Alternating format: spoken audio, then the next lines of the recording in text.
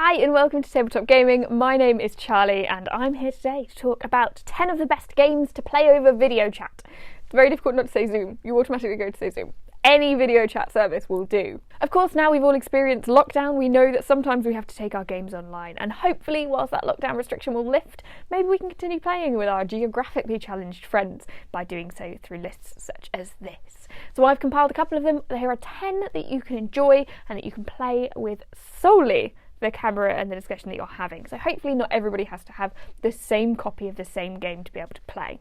Without further ado, let's take a look at number one. Number one, herd mentality.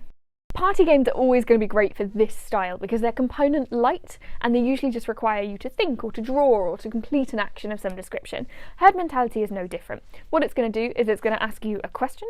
What is the best flavour of crisps? Let's use that as an example. What is the best flavour? The fellow players are then going to list what they think the best flavour of crisp is, but you need to stay within the herd mentality. You don't want to go wacky, you want to try and get the same as everybody else does. If you have a wacky answer that doesn't fit in, you're not part of the herd, you would usually receive a squishy pink cow to denote that you are the odd one out. However, not possible over Zoom. Substitute in with anything. Ask them to get a wooden spatula. Ask them to find a random item that they don't need to necessarily know what it is, and if they have the random item, they were the odd ones out. Creators of this Big Potato Games have given a lot of options for how to play their games over Zoom in a nice way, and this one is one that fits really well and is quite simple to complete. Admittedly, I do want the pink cow. Number two, Trails of Chicana. You will know if you've seen some of our videos, this is a contentious issue. I love this game, I think this is fabulous. That's not necessarily the view of all of the people. However, this one's great because it's a roll and write, or more specifically, a flip and write. You're going to have a stack of cards that you'll turn over.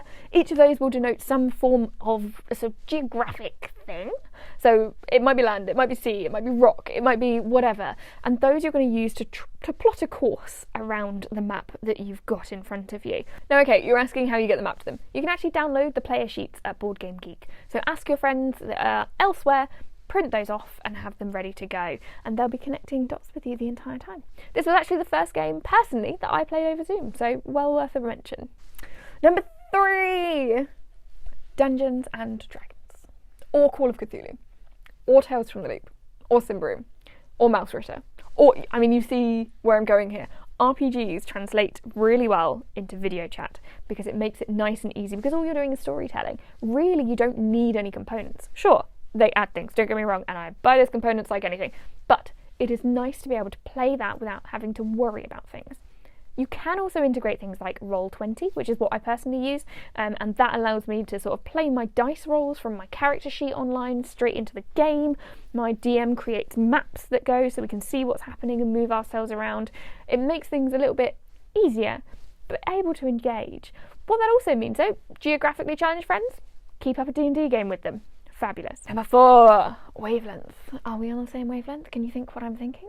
Wavelength is all about the sort of where on the spectrum does something fit and where do you think that the other person put it on the spectrum to make things easier. Now in real life you'll rotate a dial as to say it's this much this or it's this much this. In Zoom calls you're going to be better going sort of 50%, 25%, which it does say not doing the instructions, but for Zoom it's what you've got to do. So for example, how do you play? Well, if you have something like bad actor versus good actor, bad actor versus good actor, and the clue that you get is Alan Rickman, it's this side. It's 100% this side, and then you need to try and guess where along that is. Now it's a little bit more difficult when you have things like best superpower and you get flight. And you're like, well, it's not the best one. It's maybe here. Let's go 50% and see how well you line up. You'll have sort of a grace period. You get the closer you get, the more points you get is basically where we're going with that. And it's quite fun to play and quite fun to try and think of what they think those things might be. For Zoom, either have one person creating that dial or do so, as I say, with percentages and numbers to try and make things a little bit easier. Number five, Just One, which thinking about it, I should have put as number one and then anyway. Just One is a great game to play over Zoom. You can either drop the person out or just ask them to close their eyes. Basically, one player is the guesser. They're going to close their eyes, drop out the call so that they don't know what the word is, but everybody else does. They're going to write a hint to try and see to try and get that guesser to know what that word is going to be. But if everybody uses the same hint, they get taken away. Duplicates cannot be kept, which makes it more tricky because you're going to need to think laterally about what your others are doing, what you want to put down, and how you're going to get that guesser to get the right answer in the first place. It's very simple, very fun, nice and easy to play over Zoom too. Number 6, Welcome To. It's another roll and write, and there's something almost contrasting about thinking we're going to be using loads of technology to be able to talk to people all the way around the world, and then we're going to use a pen and paper. But that's exactly what we're going to do. Much like Trails of Chicana, Welcome To is one where you'll just need the player sheets in order to play. Send them over, scan them over, print them off, whatever it is that you need to do, and get playing over Zoom in exactly the same way. This one's a little bit more complex than Trails of Chicana, so if you're used to gaming, that's a great one. Trails of Chicana is a great entry-level one, and if you want to level it up even more, try Welcome to New Vegas. That's also great. Number 7, a favourite of our gaming group, is Masterword. This reminds me of the old Mastermind games and can get very competitive. It's sort of Mastermind with words, if that means anything to people that played Mastermind as a child and had it as their only board game for a really long time. Ooh. Anyway, it's a Scorpion math game, and what you're going to be doing is one player is going to have the word, there's going to be a clue that's provided to the other players, and the players are then going to use their own card to write down what it is that they think it could be in sort of an area to narrow it down. For example, the card is Mickey Mouse. The clue is character. What we're then going to do is then go male, popular, I don't know, old, new, something like that. Once those have all been guessed and laid down, the person who knows the word is going to tell you how many of those you got right, but not which ones. And then you go again, and you try to narrow it down further and further and further until you have your guesses. It is surprisingly fun and surprisingly easy to chat to. Best way to set it up over Zoom is that one person has everything and writes down the guesses so that they're all in one place, preferably with an extra camera if you can. If you're that fancy, fabulous. If not, just play as normal or have everyone write down their own turn. Number 8, wits and wages. I said that sort of the light end of games work really well for things like this, and I really mean it. This one is more trivia based. How close to something can you get? How many iPods were sold in 2008? Who knows? But just try and be the closest. The person with the copy of the game will need to be the question master, but it does make you feel a little bit like Richard Osmond on House of Games, so there's that bonus going for it too.